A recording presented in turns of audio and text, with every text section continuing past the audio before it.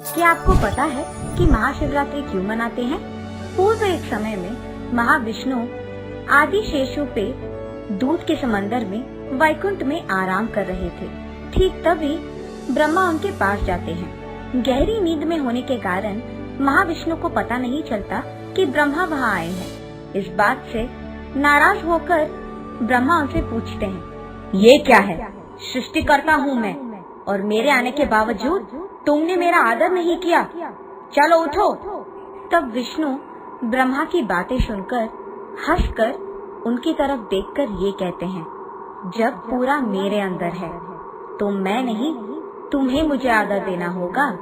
तुम मेरे कमल में से पैदा हुए हो और तुम मुझसे जबान लड़ा रहे हो।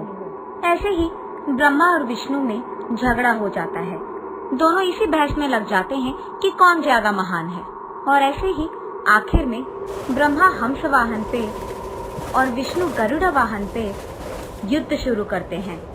इन दोनों के लड़ाई के दौरान सारे देवता देवताएं उनके अपने वाहन को छोड़कर इन दोनों के युद्ध को देखना शुरू करते हैं। दोनों में कोई भी हार नहीं मानता है और एक दूसरे पे बहुत शक्तिशाली बाण छोड़ते ही रहते हैं। और इस युद्ध के बीच में एक समय ऐसे आता है जब विष्णु महेश्वरास्त्र और ब्रह्मा पशुपास्त्र छोड़ते हैं एक दूसरे पे। इन दोनों का ऐसे तगड़ा युद्ध देख देवताएं बहुत घबराते हैं, इतना कि वो भागते हुए कैलाश की ओर बढ़ते हैं।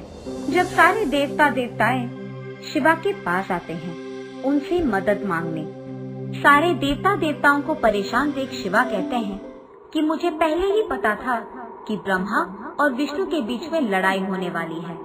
मुझे पता है कि तुम लोग डर के मारे यहाँ आए हो। फिक्र मत करो, इसका हल मैं निकालूंगा। ये कहकर शिवा उनके पत्नी पार्वती देवी विष्णु और ब्रह्मा की युद्ध भूमि की ओर चलने लगते हैं। युद्ध भूमि पहुँचते ही शिवा चुपके से उन दोनों की लड़ाई को दूर से देखते हैं। ठीक तभी महेश्वरास्त्र और पशुपास्त्र चलने लगता है।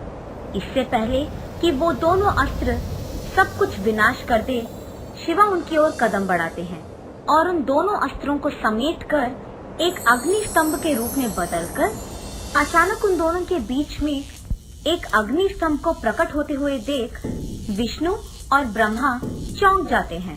इस स्तंभ का आदि और अंत जो भी पहले जान पाता है वही महान है। ऐसे उस अग्नि स्तंभ से बातें महाविष्णु को और ब्रह्मा को सुनाई देते हैं। ये बातें सुनते ही ब्रह्मा आदि की ओर बढ़ने लगते हैं और उसके ठीक तुरंत बाद विष्णु भी अंत की ओर बढ़ने लगते हैं। बहुत देर होने के बाद भी और बहुत दूर जाने के बावजूद महाविष्णु को उस स्तंभ का अंत नहीं मिलने के कारण अंत की ओर बढ़ने लगते हैं। बहुत देर होने के बाद भी और बहुत दूर जाने के बावजूद महाविष्णु को उस स्तंभ का अंत नहीं मिलने के कारण वो मुड़कर वापस अग्नि स्तंभ की ओर बढ़ने लगते हैं। और दूसरी तरफ जब ब्रह्मा आदि की ओर बढ़ रहे थे तो उनको रास्ते में एक गाय और एक मुगली का फूल उनको दिखाई देता है। उन दोनों को देख उनसे दोस्ती करके ब्रह्मा उनसे ये बुलवाने की कोशिश करता है कि उन्होंने उस स्तंभ का आदि देखा है और वो दोनों ब्रह्मा के गवाह बनेंगे। और इस बात के लिए गाय और मुगली का फूल दोनों मानते हैं। इन दोनों से वचन लेने के बाद ब्रह्मा मुड़कर वापस अग्नि स्तंभ की ओर बढ़ने लगते हैं। अग्नि स्तंभ पे पहुंचकर वहां विष्णु को देख ब्रह्मा ये कहता है कि वो पहले ही आदि तक जाकर उसे देखकर वापस आ चुका है।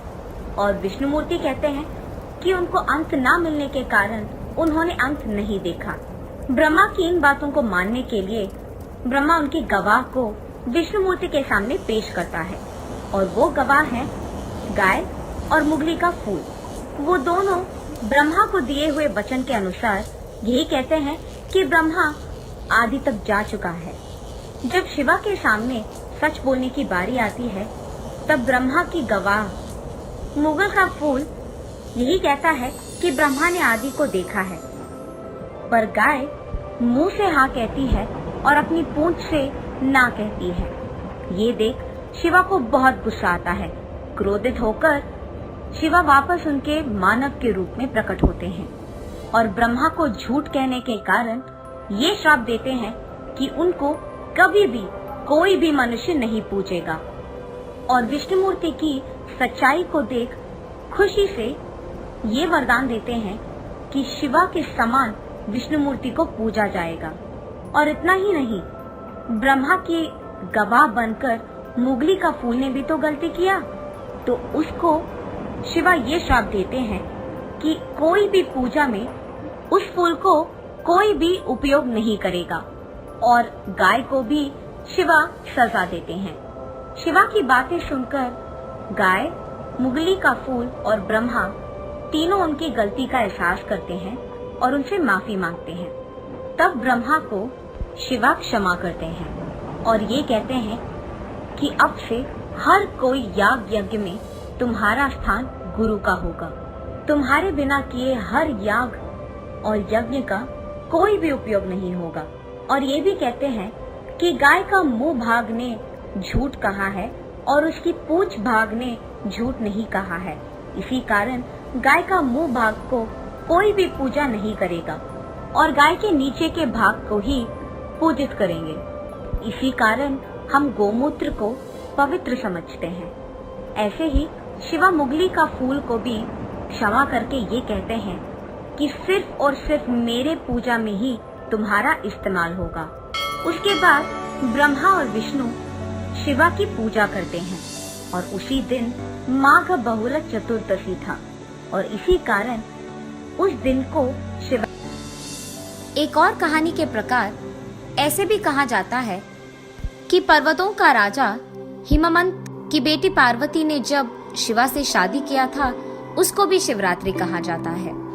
एक और कहानी के प्रकार ये भी कहा जाता है कि एक दिन कैलाश पर्वत पे उनके घर में जब शिवा और पार्वती बात कर रहे थे, तो पार्वती देवी शिवा से ये पूछती है कि सारे पूजाओं में से सर्वश्रेष्ठ कौन सा है। तब शिवा शिवरात्रि और उसकी पूजा के बारे में पार्वती देवी को विवरण देते हैं।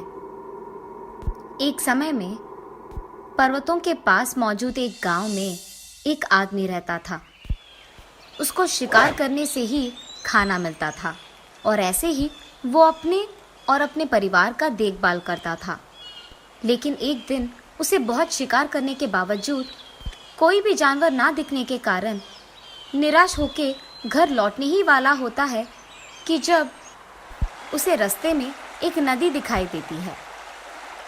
वो इस सोच में पड़ जाता है कि शायद कोई जानवर पानी पीने के लिए ही सही उस नदी के पास आएगा। इंतजार करते हुए वो एक पेड़ पे चढ़कर वहां जानवर के इंतजार में रह जाता है।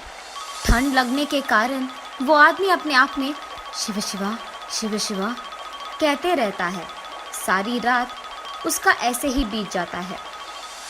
पहली रात उस नदी के पास एक छोटी सी हिरन पानी पीने आती है।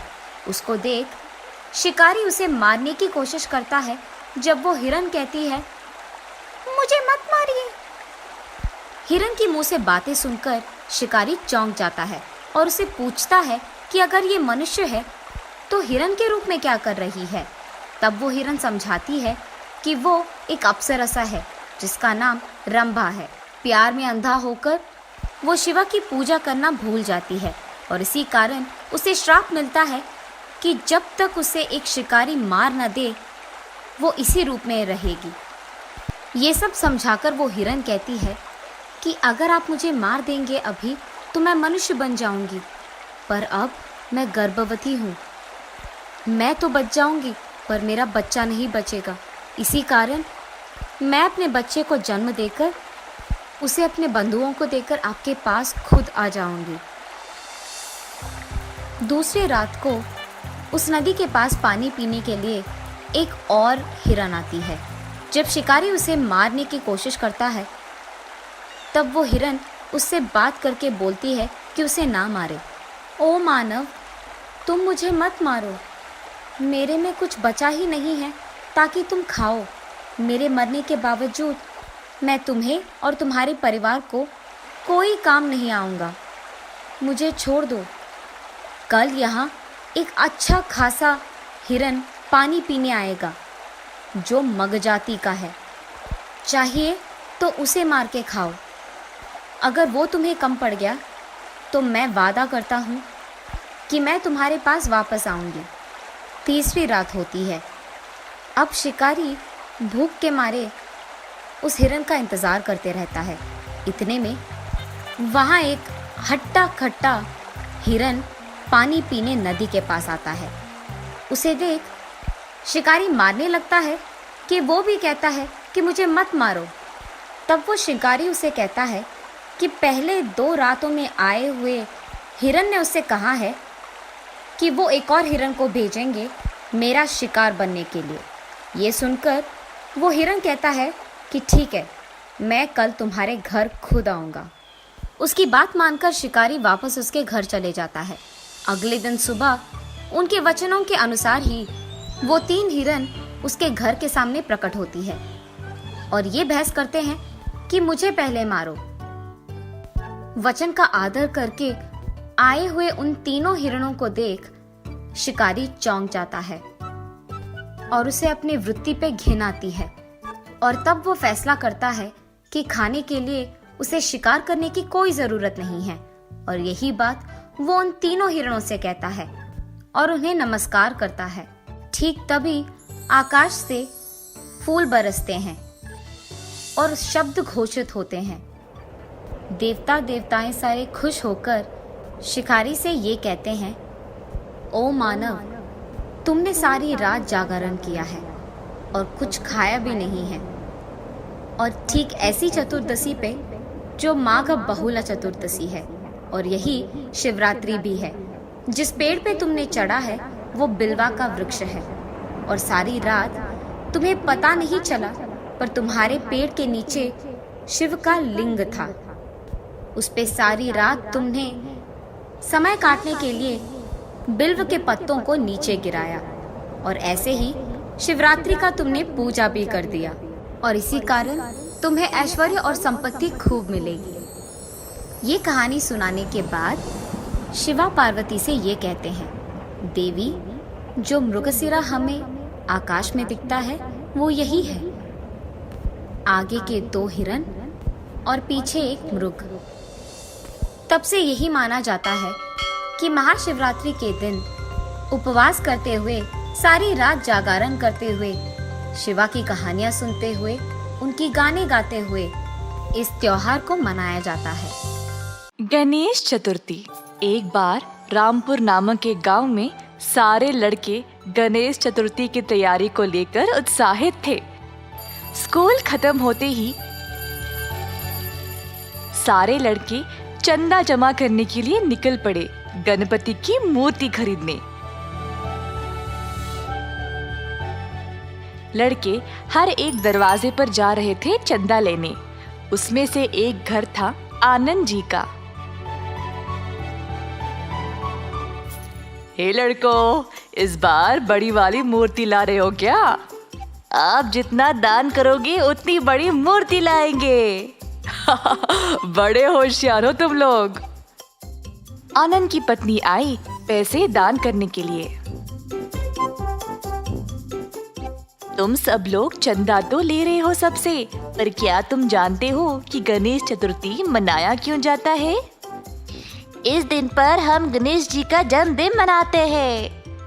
ये तो सही बात है, पर गणेश जी का जन्मदिन कोई साधारण उत्सव नहीं है। पार्वती देवी ने गणपति को बनाया है। शिव भगवान की अनुपस्थिति में पार्वती ने चंदन के मिश्रण से गणपति को बनाया और उसको पहरेदार की तरह रखा जब वह स्नान करने गई। जब वह स्नान में थी तो उसी दौरान भगवान शिव की लड़ाई गणेश जी के साथ हो गई, क्योंकि उन्होंने शिव जी को अंदर आने नहीं दिया अपने माँ के आदेश के अनुसार। गुस्से में आकर शिव भगवान ने गणेश का सर काट दिया। जब पार्वती ने देखा तो उसने काली माँ का रूप लिया और पूरी दुनिया को नष्ट करना चाहा।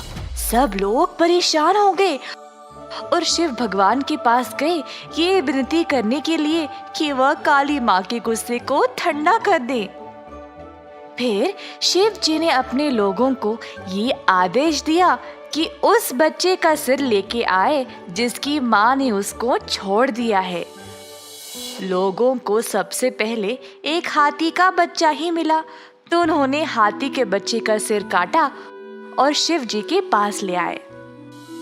शिव भगवान ने तुरंत सर को गणेश जी के शरीर पर रख दिया और उसको वापस जीवित कर दिया। काली माँ का गुस्सा खत्म हो गया और पार्वती देवी वापस अपने असली रूप में आ गई। सब देवताओं ने गणेश जी को आशीर्वाद दिया और यही दिन को आज हम गणेश चतुर्थी के रूप में त्योहार मनाते हैं।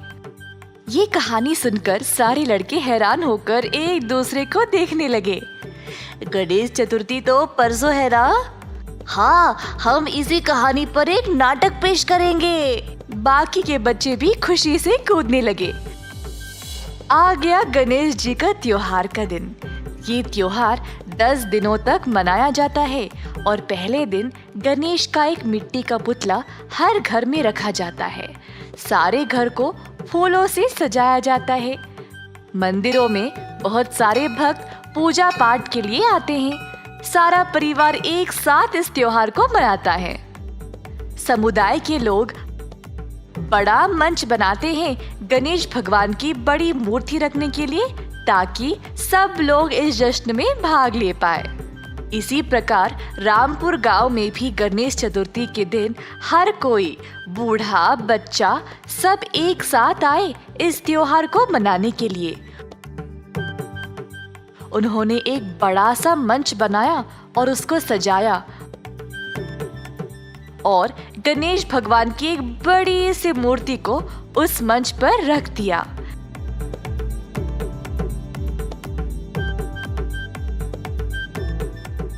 नारियल तोड़कर इस त्योहार की शुरुआत की गई। सब लोगों ने चर्चा किया। गणपति बप्पा मोरया, गणपति बप्पा मोरया, गणपति बप्पा मोरया। गणेश पूजा की शुरुआत होती है गणेश जी की मिट्टी की मूर्ति घरों में रखकर। फिर कई प्रकार के भोजन पकाए जाते हैं भगवान को भोग चढ़ाने के लिए। पुतले को ताजे पानी से नहलाया जाता है। दिए जलाकर आरती उतारी जाती है। कई भजन गाए जाते हैं और गणेश जी का जाप भी किया जाता है। ये माना जाता है कि इन भजनों से मूर्ति जीवित हो जाती है।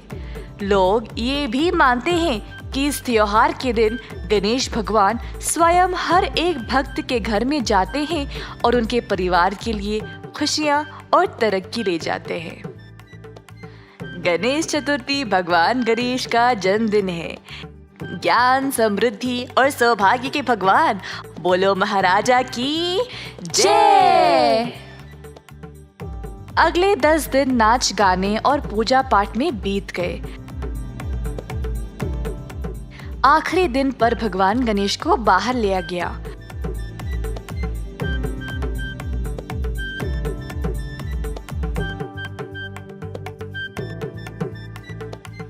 सब लोग खुशी से नाच गाने का प्रदर्शन कर रहे थे अपनी भक्ति दिखाने के लिए।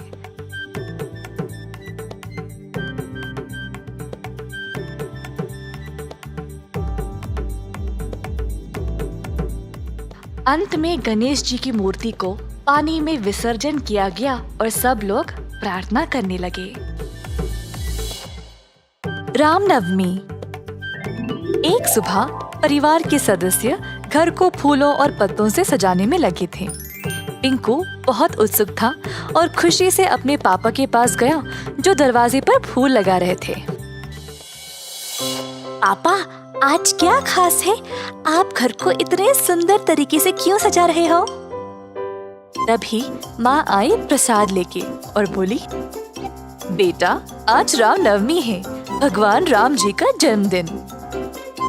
तभी नीलू आई पिंकू के पास और पूछी अगर वह उसके साथ इस त्योहार पर मंदिर चलेगा। वैसे रामनवमी का महत्व क्या है? हम इस दिन को क्यों मनाते हैं? उस समय बालू आया श्री राम जी की पोशाक में। मैं बताऊंगा कहानी, मैं बताऊंगा। पिंकू और नीलू बालू को राम जी के भेष में देखकर हैरान रह गए। वाह बालू, तुम बराबर भगवान राम की तरह लग रहे हो। ओह धन्यवाद। अच्छा ठीक है, मैं रामनवमी की कहानी सुनाऊंगा। कई साल पहले रहते थे महाराज दशरथ, जिनकी कोई संतान नहीं थी, जिसकी वजह से वे परेशान थे। संत वशिष्ठ ने उनको ये सलाह दी कि वह यज्ञ पूजा करे और उनको 4 पुत्रों का वरदान मिलेगा। जल्द एक दिव्य व्यक्ति यज्ञ की आग से निकल आया, हाथ में मिठाई की थाल लिए हुए। उसने इन मिठाइयों को अपने 3 पत्नियों के बीच बांटने के लिए कहा। जल्द कौशल्या ने एक पुत्र को जन्म दिया, जिसको राम का नाम दिया गया। वह अपने तीनों भाइयों के साथ एक दूसरे के लिए प्रेम और आदर के साथ बड़ा हुआ। तो राम जी का जन्मदिन रामनवमी के नाम से मनाया जाता है। हो, तो रामनवमी का त्योहार कैसे मनाया जाता है? हम बोलेंगे। मम्मी मुझे और बाकी लोगों को सुबह सवेरे जगाती है। फिर हम सब सुबह की रस्म रिवाज करते हैं और सूर्य को प्रार्थना करते हैं। और पता है, सारे मंदिर और घर इतने सुंदर तरीके से सजाए जाते हैं। मेरी मम्मी मुझे भजन कीर्तन सुनने के लिए मंदिर ले जाती है, प्रभु राम के जन्म के जश्न में। और मुझे तो गाना कितना पसंद है। और फिर मंदिर के पुजारी मजेदार मिठाइयाँ और फल सब भक्तों में बांटते हैं। मेरी मम्मी स्वादिष्ट पानका बनाती है हर साल इस त्योहार पे। बहुत ही मजेदार होता है। आज मैं तुम लोगों को पिलाऊंगा। और पिंकू की मम्मी ने सबको पानका पिलाया। हम सब इस दिन पे उपवास रखते हैं भगवान राम जी को प्रसन्न करने के लिए। हे, मेरी मम्मी भी उपवास रखती है। और इसके अलावा आज केवल राम भगवान का जन्मदिन ही नहीं, बल्कि राम और सीता का विवाह भी हुआ था। आज के दिन सीताराम कल्याण उत्सव भी मनाया जाता है। मैं तुम सबको सीताराम विवाह की कहानी सुनाती हूँ। एक बार था एक राजा, जिनका महाराज, जो सीता के पिताश्री थे। जब सीता विवाह की लायक हुई, तब उसके पिताश्री ने उसके लिए एक स्वयंवर का प्रबंध किया। जो भी शिव धनुष एक भारी धनुष को तोड़ पाएगा, वही सीता के लिए योग्य होगा। बहुत सारे राजकुमार कई राज्यों से आए स्वयंवर के लिए।